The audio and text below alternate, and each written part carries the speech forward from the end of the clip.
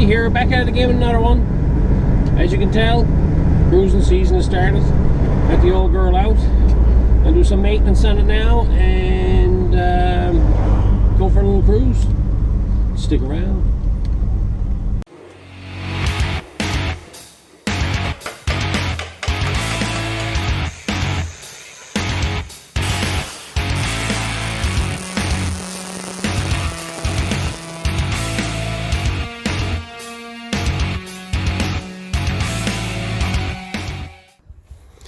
Well, I finally took this out of storage.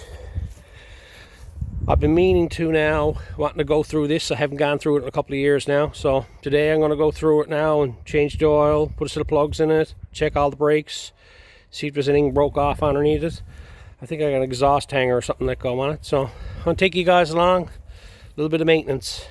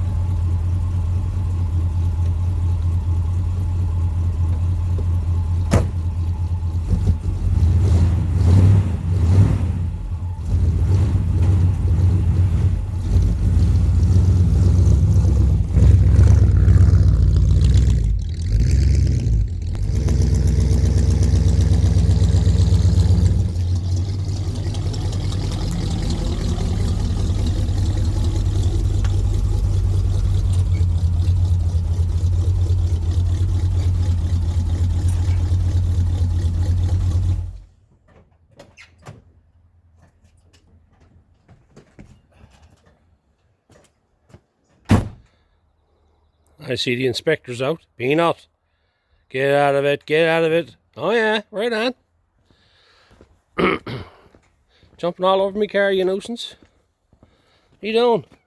Huh? What you doing? Over spot to get comfortable there?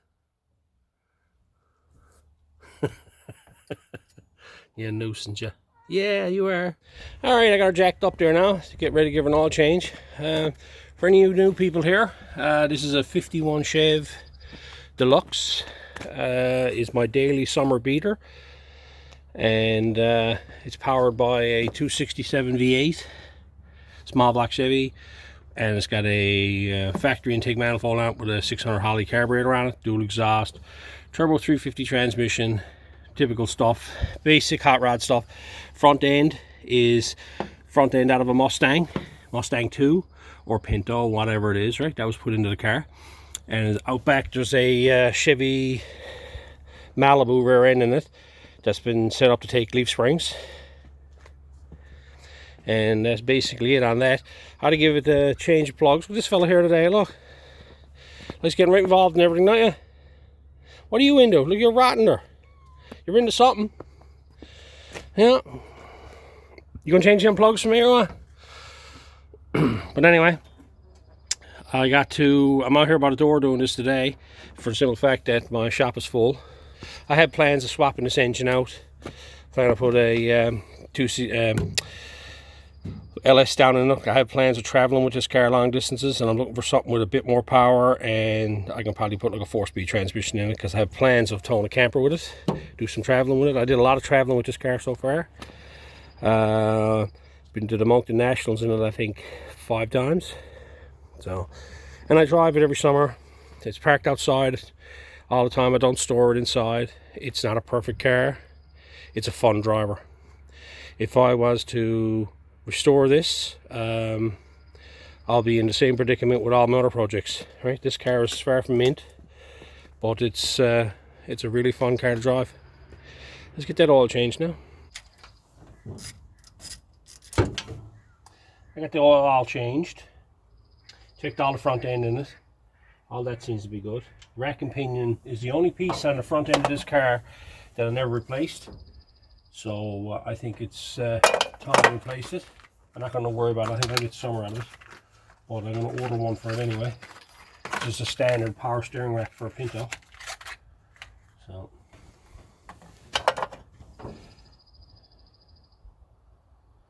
Yeah, they're gapped close enough. Yep. That's how I got them. Yeah. Plugs in this now, I'd say, are in this now 5 years. And she's in desperate need of a set of plugs. Wasn't running right last year because of it. So, I've been neglecting to do maintenance on this truck, on this car. It's sad too. This car to me is a fun driver.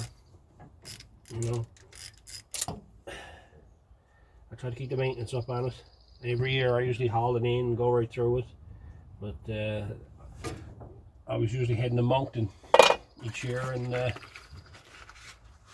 last couple of years I never went. Hope to go this year either, so I never bothered to do the spring maintenance. But this year I said, no, I got to do it because I missed it last year.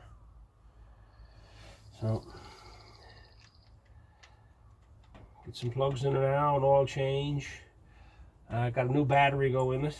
I took it out of storage and the battery was flat. The battery was in the car when I bought it 7 years ago. This car is a driver, like I said. I bought it, it had the Mustang 2 front end in it, and it had the Camaro rear end in it with a small black Chevy in it, 350 at the time. It was crudely put in, but it's put in solid, it's put in straight, so I left it alone. I didn't want to make a project out of this car, because I already had too many projects at the time. I bought this because it was a driver.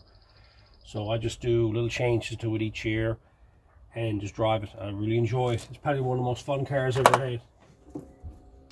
A few of you probably noticed I said it came with a 350 in it, and now it's got a 267 in it.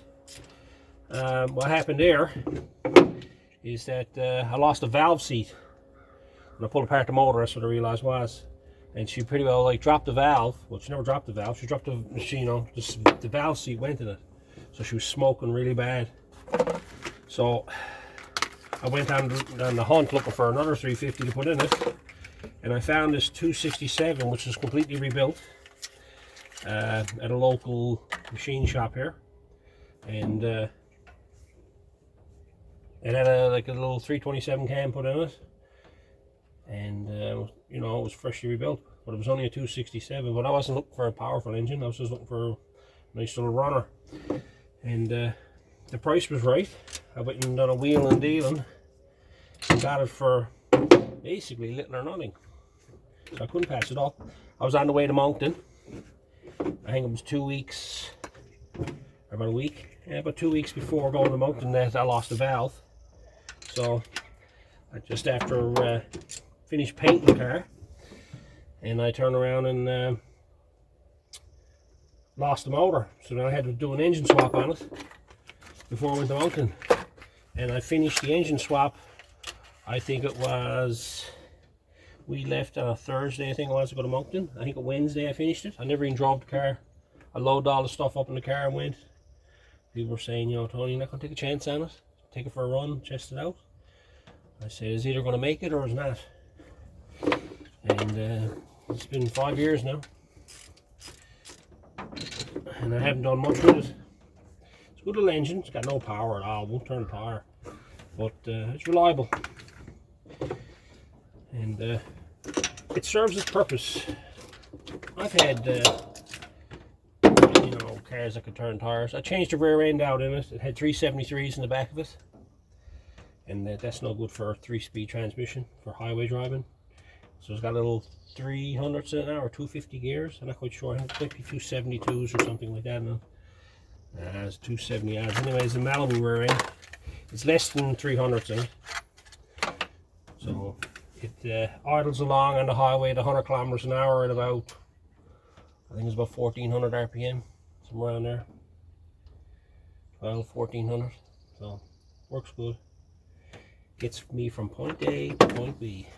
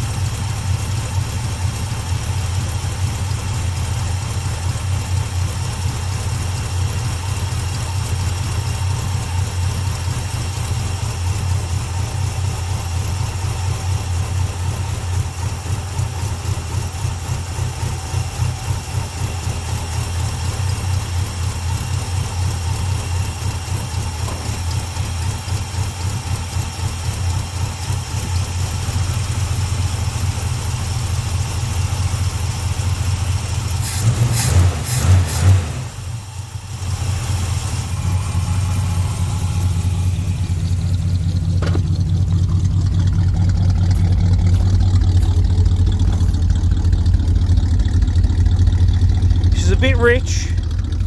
And I adjust the air mixture screws on it. Runs better there now. I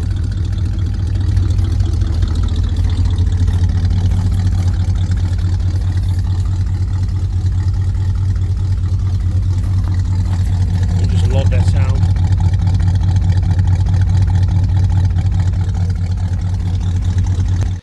Gonna get the oil changed.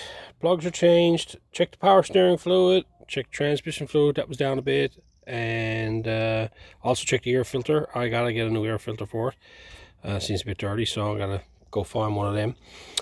Fuel filter looks good.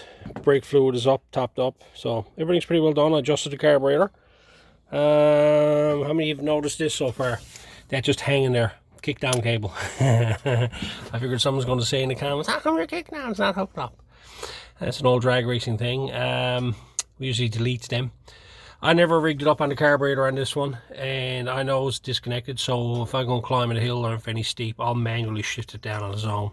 So I'm not much worried about it. It's a hot rod. Come on, boy, get with the program. Well, yes, I got my new battery in, new terminals all cleaned up, and hold down kit, so that's spot on. I checked the antifreeze in her. All that there is copacetic. So other than that, their belts are good. So she's pretty well ready for the road. Up here anyway. So I'm gonna go and check the back section over here now. I got to possibly adjust up the brakes. I know I have a exhaust wired up with some wire, so the bracket is broke off, so I'm gonna have to weld that up. And other than that, that's pretty well it, I think, for this year. I'm gonna find a set of these tips and order them in. I'm 2 years now running without one of them. The other one is here, if everybody's wondering where's two. It's in the trunk that broke off. I backed up into something one too many times by the looks of that, eh? Anyway, let's get the back of this straight away so I can go for a run.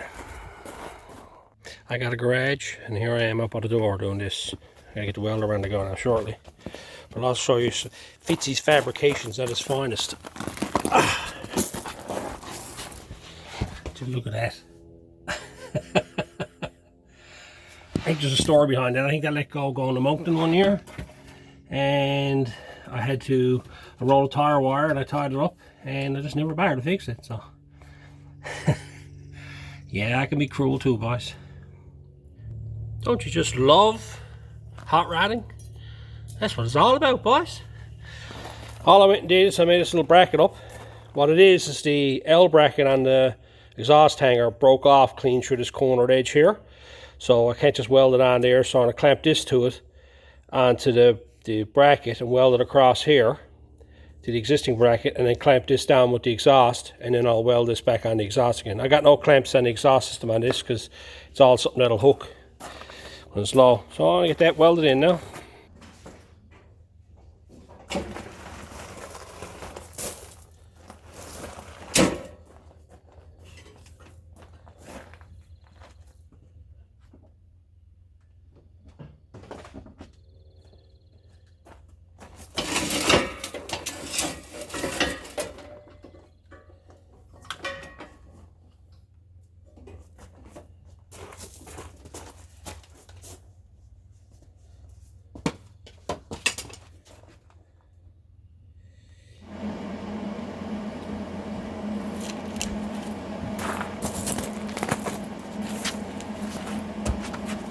I was down there, you see me get down underneath there, and I was just about to start welding, and I started to smell gas.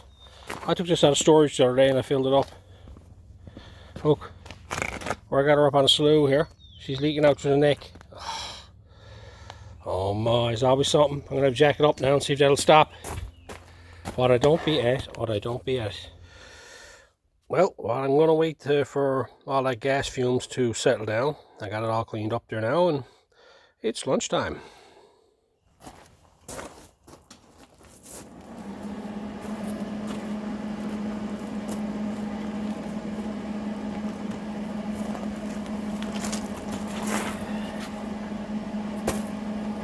Now it's been a couple hours.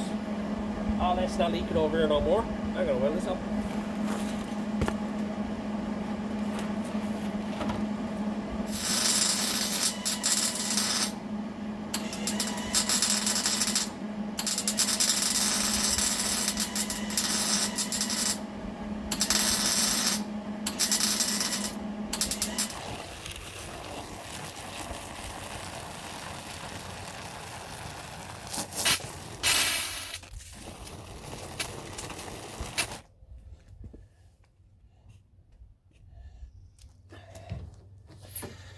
So it's time to give her a clean up, and I don't use nothing fancy, just regular old dish liquid.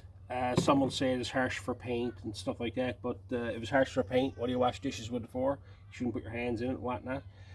It's probably like you see a lot of aftermarket cleaners and everything out there, and I've been doing the same thing for years. Just an old simple sponge for cleaning white walls. That's the best thing you're ever going to find. Right?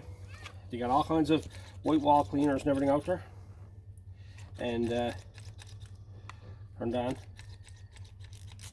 There we go. And I always found spray 9 to be the best.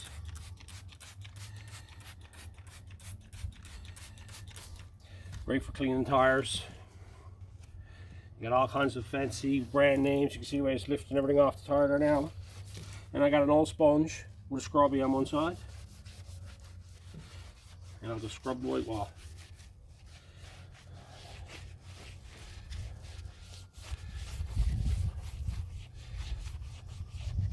I wouldn't recommend white walls for a person that uses their car a lot. This is an occurrence I do a lot, cleaning white walls on this car. When I replace these tires, I'll be putting black walls back on it, I think. This is a full-time job, cleaning these white walls.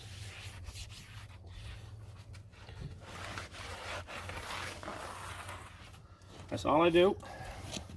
I'll take a sponge, rinse it all off this way and wash everything down.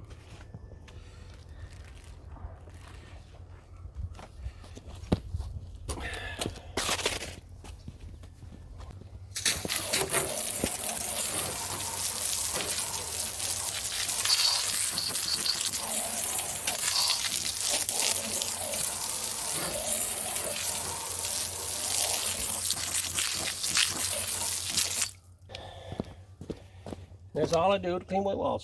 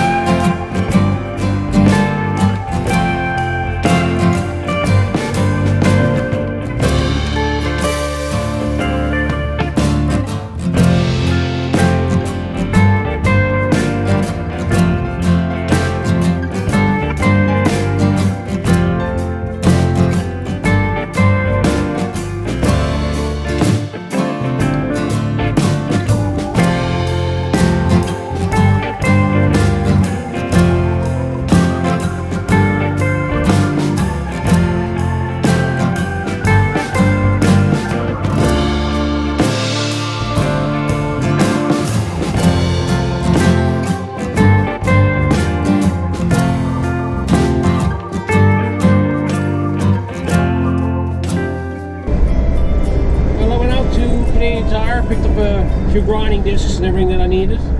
And I found a set of chrome tips there. I was on two minds about them. I picked them up anyway. I was going to order in a set of tips, but it seems like it's getting very hard now to get stuff brought in, to order stuff in, especially from the States to here. Everything's really slow. I'm hearing horror stories about fellas back ordered on stuff. So I'll see if I can find something locally. So I picked up them tips. They weren't exactly what I thought were decent. And then I ended up going over to Princess Auto, as you've seen. And at Princess Auto, I managed to find two real nice turndowns. And they were dirt cheap. They were $5 each. And they had a whole full bin of them there. I had mine by them all. But I got two chrome tips now. I'm going to bang on the back of this, so it doesn't look so bad. And that'll be the extent of what I'm going to do with this car for the year, other than drive it. If anything goes wrong with it, I'll fix it. But other than that, that's basically it. So we're going back to the house here now, and I'm going to bolt them two chrome tips on her, and that'll be it. Alright, so here's my little tips I picked up. I picked up two of these. Get the round end on the back. I'm going to pay $15 for them each.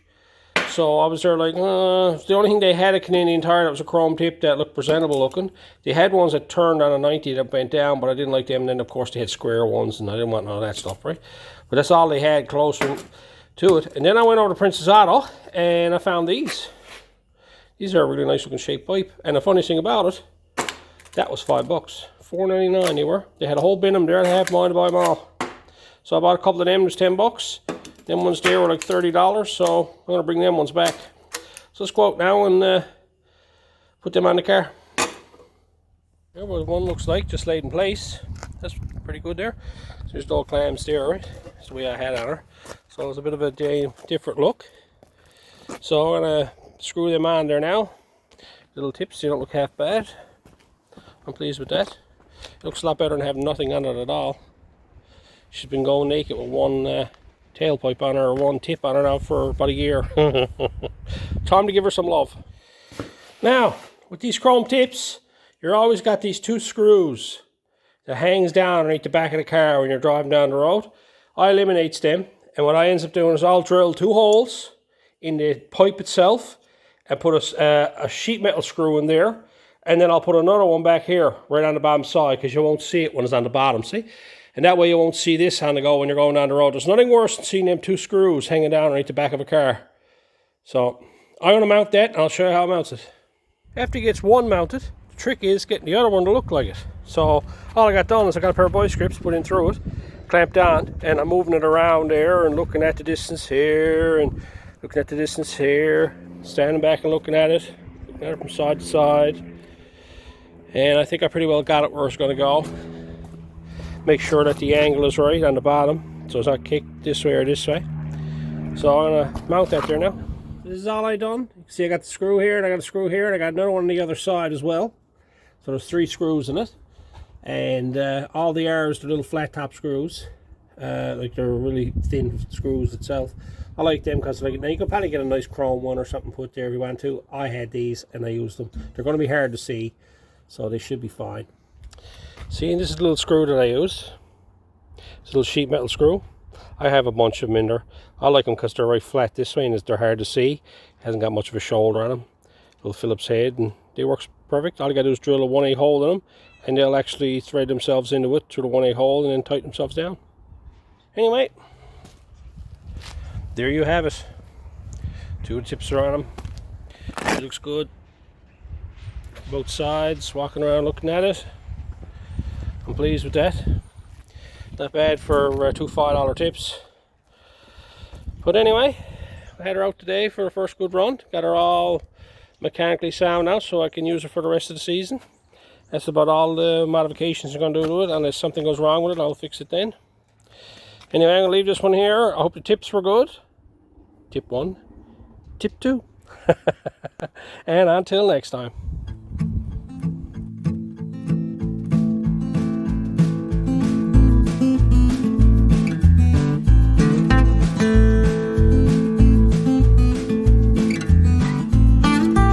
Driving, you know.